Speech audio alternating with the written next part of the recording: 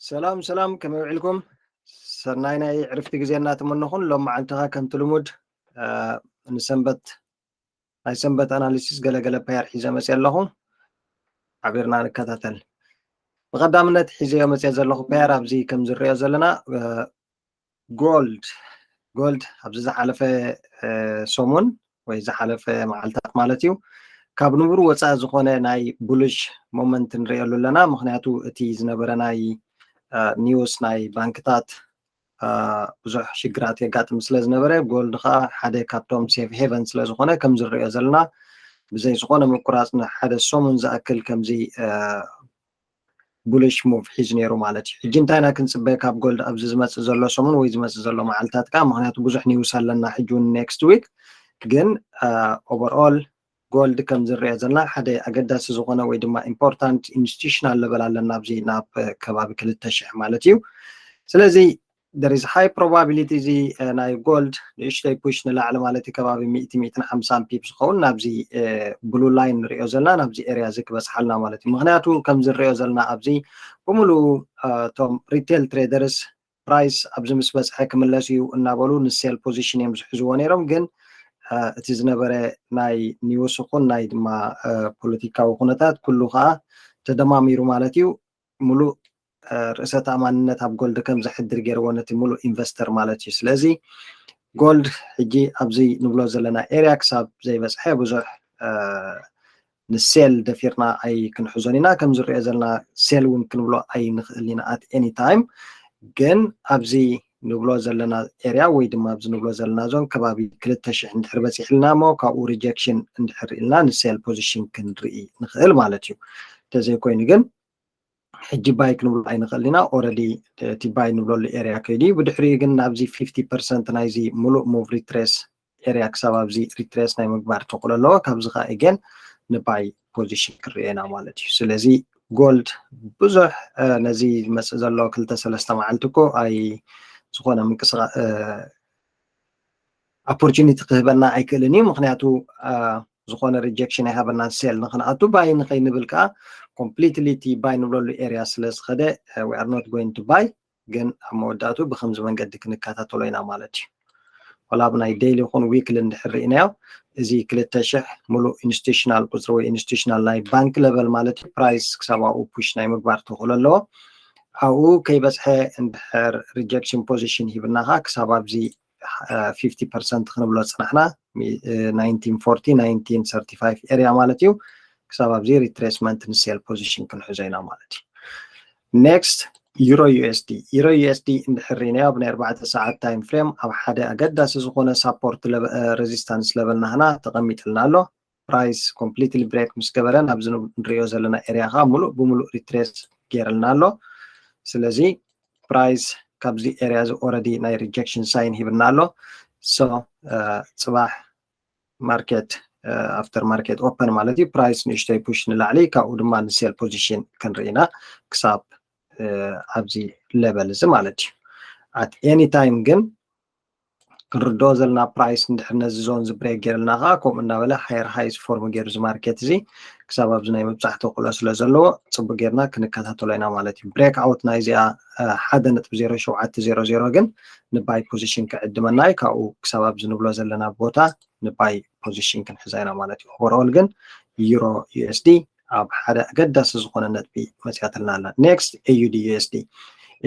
እውን ደ ሴም ኣብ ዝሓለፈ ሰንበት እንድሕር ርኢናያ ብከምዚ ኣናላይዝ ጌርናያ ነርና ማለት እዩ። እዚ ትራፕ እዚ ሕጂ እውን ፕራይስ ኮምፕሊትሊ ሙቪንግ ኣፕ again feeling the gap structure ኣብ ናይ 4 hour time frame ማለት እዩ ከምኡ እውን ቢዩቲፉል ዝኾነ ሬዚስታንስ ፎርም ገይርልና ኣሎ። ስለዚ ኣብ ናይ ኢንትሪ ታይም ፍሬም ናህና ፕራይስ ነዚኣ ትረንድ ላይን እዚኣ ብሬክ እንድሕር ገይርልና ብሬክ ኤንድ ሪቴስት ሴል ፖዚሽን ክንሕዞ ኢና ማለት እዩ። this is AUDUSD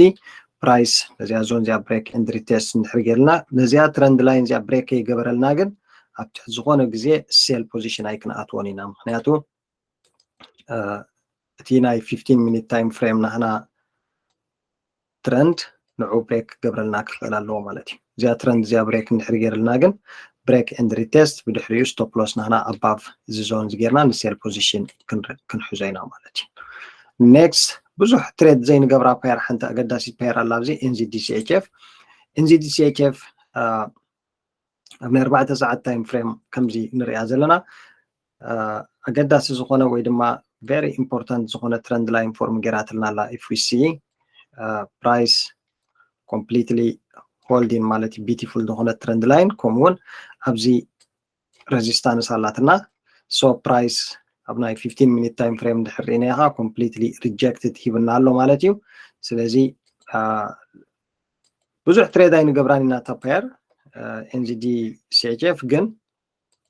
اب كمزا اقداسي بوتان دحر متياس why not ما so we'll see this price نشتري push نابز trend بدحريقا all the way sell position كرينا مغنياتو حجي بزحات ناي NZD pairs up important zone ወይ ድማ important level ይመስልና አለው ቀልሲልና አሁን ክሪኦም ኢና ምክንያቱ ኣብዛ ሓለፈ ሰሙን NZD extremely bullish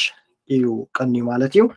ሕጂ ግን ኣብ important points መፀልና ስለዘሎ ናይ sell position ክርኤና ማለት ስለዚ NZD-CHF ን ኣብ ኣገዳሲ ነጥቢ መፅያትልና ኣላ ኣብ 0.58280 ናትኩም support resistance ግበርዋ price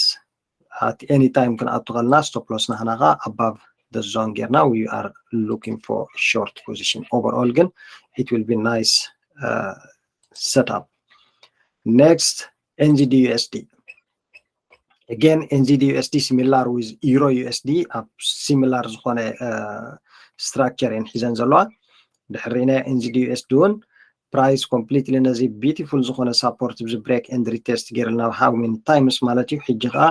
ኣብዚ ናይ sell opportunity ድሕሪብና rejection so far there is no rejection as we can see price is completely bullish ግን at any time nazi ብናይ 15 minute time frame complete price እንድሕር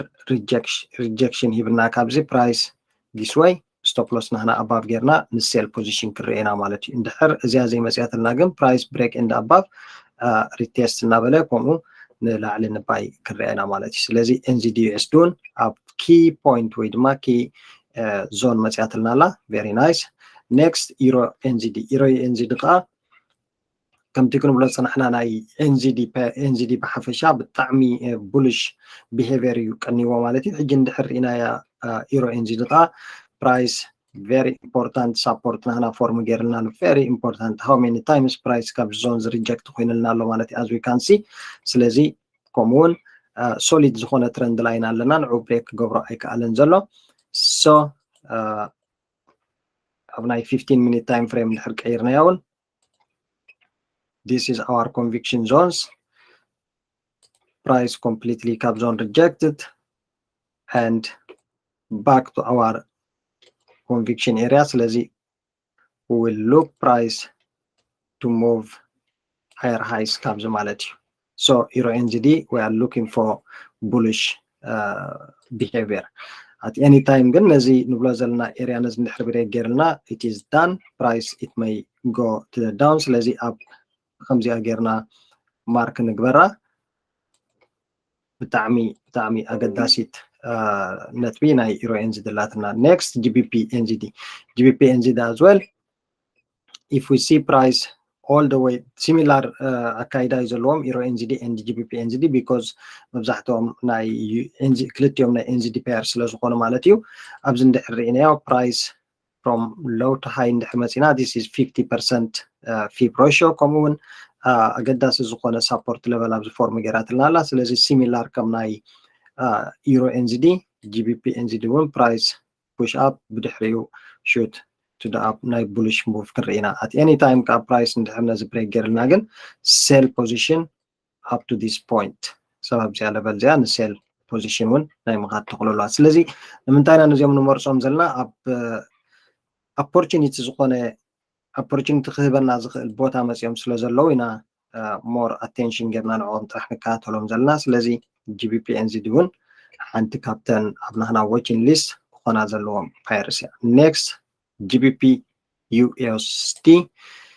GU if we see on Friday around this area stop loss ሃሪማትና ነይራ sell position ሒዝና ነይርና so ሕጂ እንድሕር ርኢናያ price completely feeling this this structure. If we see this structure again, if I bring my fib from top to bottom, this is 61.8. so እዚ ሒዛቶ ዘላ level ወይ እዚ ሒዛቶ ዘላ zone ኣገዳሲን ከምኡውን ንዓና ኣቃልቦ ክስሕበልና ዝኽእል ኤሪያ እዩ ማለት እዩ። ስለዚ ኣብ ናህና ኢንትሪ this one ኣብ ናህና ኢንትሪ zone, entry time frame, sorry, we have to see price to break this 15-minute time trend line ብድሕሪኡ sell to the downside. ነዚያ trend line እዚኣ break እንድሕር ዘይገራትልና ግን ኣብቲ ዝኾነ ኩነታት ንሴል ፖዚሽን ኣይክንሪአን ኢና እዚኣ break ክሳብ ዘይኮነት እንድሕር at any time ነዚ 1.21 850 ማለት እዩ 1.21 ኤሪያ እንድሕር ብሬክ ገራትልና ግን straight away price it may shoot ናብ 1.24 ስለዚ ብከምዚኣ መንገዶን USD ክንከታተል ኢና ነዚ ዝመፅእ ዘሎ ሰሙን። ስለዚ ክንደግመን ኢና ጎልድ፣ ዩሮ USD፣ AUD USD፣ NZD CHF፣ NZD USD፣ ዩሮ NZD፣ GBP NZD ከምኡውን GBP USD እዚኦም ፔርስ እዚአን ኣብ ናህና ዎችን ሊስት ተቐሚጥና ኢና ኣለና። ነዚኦም ብምክትታል ከዓ ነዚ ዝመፅእ ዘሎ ሰሙን ገለ ኣገዳሲ ዝኾነ ፒፕ ክንሕዘለን ተስፋ ይገብር። ኩልና ግን እዚ ናተይ ፐርሰናል ኣረኣእያ ኣብቲ ማርኬት ዘለኒ እዩ። ዝኾነ ምቅያራት ክመፅእ ይኽእል እዩ። ዶንት ቴክ ኢት ኣስ ጋራንት። ባዕልኹም ናትኩም ሪስክ ማኔጅመንት ሪስክ ኣሰስ ግበሩ። እቲ ማርካ ኣብ ኦቨርኦል ነዚ ይመስል ማለት እዩ። ስለምክታልኩም ደጊመ ይመስግን። see you on Tuesday. ሰሰናዩ ባይ for now.